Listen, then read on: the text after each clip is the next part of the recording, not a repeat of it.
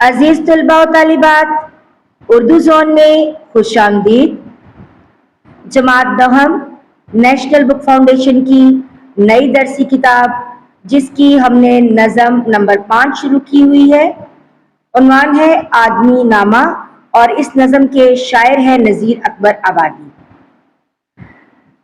حوالے سخن میں دیکھتے ہیں کہ آپ لکھیں گے، نظم کا نام لکھتے ہیں، پھر اس میں آپ شاعر کا نام لکھتے ہیں، اس کے بعد آپ ماخذ لکھتے ہیں، تو اس کا ماخذ ہے کلیات نذیر اکبر آبادی۔ پھر ہم دیکھتے ہیں کہ اس کی حیت کیا ہے، تو اس نظم کی حیت ہے محمس ترکیب بند۔ بیٹا محمس ترکیب بند ایسی نظم ہوتی ہے جس کا ہر بند 5 مصروں پر مشتمل ہو اور ٹیپ کا مصرع اس میں موجود نہ ہو، تو ایسی نظم محمس ترکیب بند کہلاتی ہے۔ اس نظم میں شاعر کا آفاقی پیغام یہ ہے کہ نذیر اکبر آبادی ہمیں یہ بتاتے ہیں کہ کوئی کسی کو حقیر نہ سمجھے، جتنے لوگ بھی نظر آتے ہیں سب کے سب آدمی ہی ہیں، جتنے بھی لوگ ہیں وہ ان سب کا مرتبہ ایک ہی جیسا ہے، اور ان میں سے سب سے اہم اور بنیادی مشترک خوبی یہی ہے کہ وہ سب آدمی یا انسان ہیں، باقی تمام مرتبے اور درجہ بندیاں دنیاوی ہیں۔ مگر افسوس یہاں پر انسان کو بطور انسان نہیں جانچا جاتا، اس لیے بلا امتیاز شکل اور مشغلہ ذات و مذہب، رنگ و نسل، سب کو آدمی ہونے کا شرف حاصل ہے۔ ان کی اس نظم کے ہر بند کے آخر میں استعمال ہونے والا فقرہ سو ہے وہ بھی آدمی ذو معنی ہے۔ پہلا معنی تو یہ ہے کہ جیسے چاہے جیسا بھی ہو وہ آدمی ہی ہے جو آدمی جیسا دکھتا ہے۔ دوسرا مفہوم ہے حیرت کا اظہار کرنا کہ جس طرح کا بھی آدمی ہو اسے آدمی ہی کہنا پڑے گا۔ تو یہاں پر اس نظم میں شاعر نے جو پیغام دیا ہے نا، وہ بالکل یہی ہے کہ انسان کسی انسان کو حقیر نہ سمجھے، حقارت کی نظر سے نہ دیکھے۔ تو آپ جب اس نظم کا خلاصہ لکھیں گے یا آپ کو اس نظم کا مرکزی خیال لکھنے کو کہا جائے گا تو آپ اس میں یہ ایڈ کر سکتے ہیں۔ نذیر اکبر آبادی جو ہے نا وہ ایک عوامی شاعر ہیں۔ ان کو عوامی شاعر اس لیے کہا جاتا ہے کیونکہ انہوں نے اپنی نظموں میں جو موضوعات اٹھائے ہیں وہ اپنے ارد گرد سے ہی اٹھائے ہیں۔ انہوں نے عارضی دنیا کی زندگی کو موضوع بنایا ہے۔ انہوں نے معاشرے کی رنگا رنگی کو اپنی نظموں کو اس طریقے سے بیان کیا ہے، اپنی نظموں میں اس طرح سے بیان کیا ہے کہ حقیقی تصویر نظر آتی ہے۔ انہوں نے اپنے عہد کی تصویر کشی کی ہے، مثلا مختلف تہوار جیسے عید، ہولی، بسنت، دیوالی اور دیوالی کی چہل پہل وغیرہ، کہما گہمی، میلے ٹھیلے، زرق برق ملبوسات، برسات کا موسم، پھول پھل، سبزیاں، مٹی کے برتن، یہ سب ان کی شاعری کے موضوعات تھے۔ نذیر اکبر آبادی بنیادی طور پر نظم کے شاعر ہیں۔ ان کی شاعری کے موضوعات، ان کا پیرایا اظہار اور زبان اس دیس کی مٹی سے تعلق رکھتی ہے۔ اب ہم بند کی طرف بڑھتے ہیں۔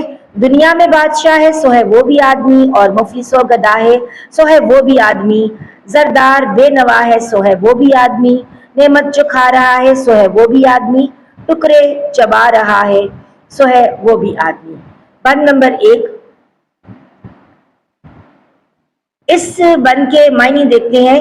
زردار کہتے ہیں دولت مند کو، بے نوا کہتے ہیں بے بس فقیر کو، ٹکڑے چبانا یعنی سوکھی روٹی کھانا، پادشاہ کا مطلب ہوتا ہے بادشاہ، مفلس اور گدھا غریب اور فقیر کو کہیں گے۔ تو یہ جو ہے مرکبات میں بھی آئے گا۔ اس بند کا جو موضوع ہے نا وہ ہے مشاہدہ کرنا۔ مفہوم اس بند کا کچھ اس طرح سے ہے کہ دیکھنے کو تو اس دنیا میں بادشاہ، فقیر، دولت مند، غریب، ہر طرح کے آدمی موجود ہیں۔ فنی محاسن، اس شاعر نے اس بند میں سہل اور آسان زبان کا استعمال کر کے انوکھی ردیف اور مفلس و گدھا جیسا مرکب عطفی اور زردار اور بے نوا جیسی صنعت تضاد کا استعمال کر کے بند کو خوبصورت بنایا ہے۔ اس میں انوکھی ردیف یہ ہے کہ سو ہے وہ بھی آدمی۔ اس شعر کی تشریح کی جانب بڑھتے ہیں۔ بیٹا تشریح شروع کرنے سے پہلے آپ ہر بند میں یہ پیراگراف ضرور لکھ لیجئے گا کہ یہ آدمی نامہ نظم نذیر اکبر آبادی کی مشہور نظم ہے، جس میں آدمی کے دکھ، درد، تکلیف، غم اور دیگر پریشانیوں کو بڑے ہی خوبصورت انداز میں پیش کیا ہے۔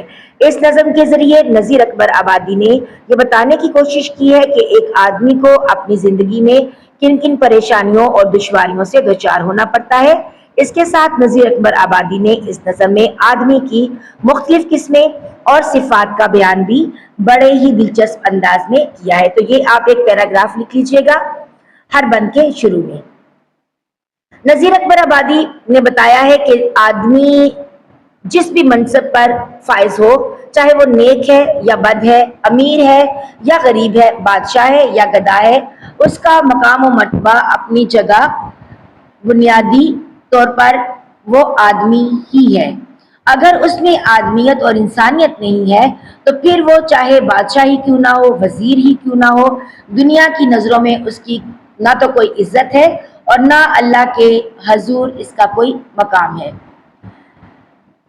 شاعر یہ کہتے ہیں کہ دنیا میں جو بادشاہ ہے وہ بھی آدمی ہی ہے، اور جو غریب یا فقیر ہے وہ بھی آدمی ہے، جس کے پاس مال و زر اور دولت ہے وہ بھی آدمی ہے، اور جو بے یار و مددگار ہے وہ بھی آدمی ہے، جو اچھی اچھی نعمتیں کھا رہا ہے وہ بھی آدمی ہے، اور جو سوکھے ٹکڑے کھا رہا ہے وہ بھی آدمی ہے، جو بھوکوں مار رہا ہے وہ بھی آدمی ہے۔ نذیر اکبر آبادی یہ کہتے ہیں، ابدال کتب و غوث و ولی آدمی ہوئے، منکر بھی آدمی ہوئے اور کفر کے بھرے، کیا کیا کرشمے کشف و کرامات کے لیے، حتیٰ کہ اپنے زہد و ریاضت کے زور سے خالق سے جا ملا ہے سو ہے وہ بھی آدمی۔ اس بند میں انسانوں کے درمیان شاعر ہمیں برابری کا درس دے رہے ہیں۔ وہ یہ کہتے ہیں، ان کا پیغام یہ ہے کہ چاہے کوئی بادشاہ ہو یا گداگر، سب کی پہچان ایک جیسی ہے اور سب انسانوں کی مساوات کو بیان کرتا ہے۔ شاعر یہ کہتے ہیں کہ دنیا میں کوئی بھی انسان، چاہے وہ بادشاہ ہے یا گداگر ہے یا فقیر ہے، سب انسان ہے، چاہے کوئی دولت مند ہے یا کوئی محتاج ہے، دونوں کی فطرت اور انسان ہونے کی حیثیت ایک ہی جیسی ہے۔ جو شخص اللہ کی نعمتیں کھا رہا ہے اور خوشحال زندگی گزار رہا ہے وہ بھی انسان ہے، اور جو بھوکا پیاسا روٹی کے ٹکڑے چبا رہا ہے وہ بھی اسی انسانیت کا ہی حصہ ہے۔ یہ بند یا یہ اشعار ہمیں یہ بتاتے ہیں کہ ہمیں کسی کو اس کے مال، طاقت یا منصب سے نہیں جانچنا چاہیے، بلکہ اس کے اخلاق، کردار اور انسانیت کی بنیاد پر اسے پرکھنا چاہیے۔ انسانی معاشرے میں اصل مقام اسی کو ملتا ہے جو عاجزی، مساوات اور ہمدردی کو اپناتا ہے۔ یہ بند ہمیں تکبر چھوڑ کر سب کو برابر سمجھنے کا درس بھی دیتا ہے، تاکہ ایک پرامن اور عدل پر مبنی معاشرہ قائم ہو سکے۔ یہ بند اس بات کی بھی تائید کرتا ہے کہ اللہ کے حضور سب انسان برابر ہے، چاہے ان کا دنیاوی مرتبہ کچھ بھی ہو۔ بقول شاعر، ایک ہی صف میں کھڑے ہو گئے محمود و ایاز، نہ کوئی بندہ رہا نہ کوئی بندہ نواز، یعنی بادشاہ اور اس بادشاہ کا غلام محمود غزنوی اور اس کے غلام ایاز کی بات ہو رہی ہے کہ محمود غزنوی نے اپنی بیٹی کا رشتہ ایاز، جو کہ ان کا غلام تھا، وفادار غلام تھا، ان کو دیا اور ان کا مرتبہ جو ہے وہ اپنے برابر کر لیا۔ تو یہاں پر اس بند میں شاعر نے یہی بتایا ہے کہ آدمی جو ہے نا، چاہے وہ بادشاہ ہیں یا ٹھوکریں کھا رہا ہے کوئی، یا کسی کو اللہ تعالیٰ نے اس پر رحمتیں کی ہیں اور اسے ہر طرح کے انعام و اکرام سے نوازا ہے، تو سب انسان ہی ہے۔ اس بند سے متعلق سوالات دیکھتے ہیں کہ اس بند میں ردیف کی نشاندہی کریں۔ تو اس بند میں ردیف کے الفاظ ہیں، سو ہے وہ بھی آدمی۔ اگلا ہے سوال کہ اس شعر میں صنعت تضاد کی نشاندہی کریں۔ اس شعر میں نذیر اکبر آبادی نے زردار اور بے نوا دو متضاد الفاظ استعمال کر کے صنعت تضاد کا استعمال کیا ہے۔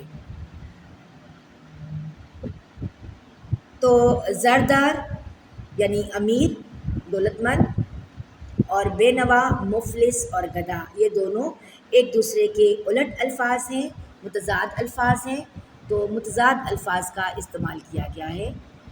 بڑھتے ہیں بند نمبر 2 کی جانب۔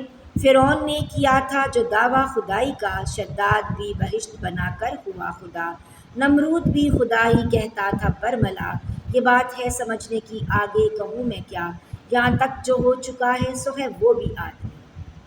بیٹا فرعون جو ہے نا ولید بن مصعب کا لقب تھا، جو موسیٰ علیہ السلام کے دور میں مصر کا بادشاہ تھا اور جس نے خدائی کا دعویٰ کیا تھا۔ دعویٰ کہتے ہیں خواہش یا مطالبہ کرنا۔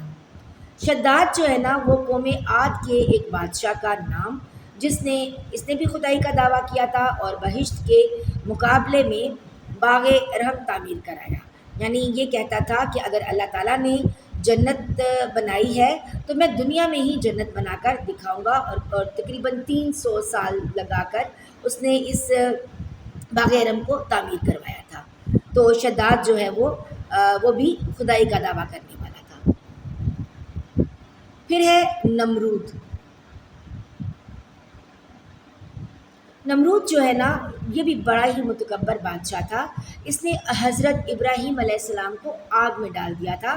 جب حضرت ابراہیم علیہ السلام نے بتوں کو توڑا تھا نا، تو نمرود نے ان کو آگ میں ڈال دیا، اور اللہ کے حکم سے وہ آگ جو ہے وہ گلزار بن گئی تھی، یعنی ٹھنڈی ہو گئی تھی۔ کہاتا کا مطلب ہوتا ہے کہلواتا۔ اس بند کا جو موضوع ہے نا وہ ہے 3 جابر بادشاہ، 3 ظالم بادشاہ۔ مفہوم دیکھتے ہیں۔ اس بند میں فرعون، شداد اور نمرود، یہ تینوں ظالم بادشاہ، جابر اور متکبر بادشاہ تھے، جنہوں نے خدائی کا دعویٰ کیا تھا۔ وہ بھی ظاہراً آدمی ہی تھے۔ تو یہاں پر یہ بتایا جا رہا ہے کہ چاہے کوئی جتنا بھی اعلیٰ مرتبے کا کیوں نہ ہو اور کیسے ہی دعوے کیوں نہ کرے، ہیں تو وہ آدمی ہیں۔ فنی محاسن دیکھتے ہیں۔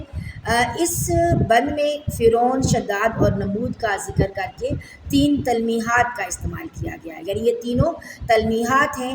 تلمیح اسے کہتے ہیں جس میں کسی تاریخی واقعے کا ذکر ہو۔ تو تلمیحات کے استعمال سے اس بند کو دلکش بنایا جا رہا ہے۔ یہ تو ہو گئی اس بند کے فنی محاسن۔ بڑھتے ہیں اس بند کی تشریح کی جانب۔ پہلے آپ نے وہی میں نے جیسے بتایا تھا کہ ایک پیراگراف جو ہے جو میں نے شروع میں لکھا ہے وہ آپ باقی ساری نظم میں بھی اسی طرح سے بیان کر سکتے ہیں۔ ٹھیک ہو گیا؟ تو نذیر اکبر آبادی نظم آدمی نامہ کے اس بند میں کہتے ہیں کہ وہ لوگ جو خدائی کا دعویٰ کرتے تھے اور اپنے آپ کو خدا کہلواتے تھے، وہ بھی تو آدمی ہی تھے، خواہ وہ فرعون ہو، نمرود ہو یا پھر شداد، جس نے دنیا میں ہی جنت بنا کر اپنی خدائی کا دعویٰ کیا تھا۔ یہ سب کیا تھے؟ یہ آدمی تھے۔ شاعر یہ کہتا ہے کہ میں آگے کیا لکھوں، بات ساری علم، عقل اور شعور کی ہے۔ یہ عقل و شعور ہی ہے جس کی وجہ سے حیوان اور انسان میں تمیز کی جاتی ہے، کیونکہ انسان اور حیوان کے سارے کام ایک جیسے ہیں، مثلا کھانا پینا، اٹھنا بیٹھنا، سونا جاگنا، چلنا پھرنا، سردی گرمی لگنا، بیمار یا صحت مند ہونا، پیدا ہونا پھر مر جانا۔ اگر آدمی اور جانور میں کوئی چیز فرق کرتی ہے تو وہ کیا ہے؟ وہ ہے عقل اور شعور۔ شاعر یہ کہتے ہیں کہ جب عقل و شعور ہی نہیں ہے تو پھر آدمی دیکھنے میں ظاہری طور پر تو آدمی ہی نظر آئے گا، لیکن اندر سے وہ جانور کا جانور ہی ہوگا۔ بقول شاعر، لباس خضر میں پھرتے ہیں رہزن ڈاکو، اگر دنیا میں جینا ہے تو پہچان پیدا کر۔ یا پھر آپ یہ بھی لکھ سکتے ہیں، تو کھو گیا تو نہیں ہے کہیں زمانے میں، ذرا سا وقت نکال اور اپنا پیچھا کر۔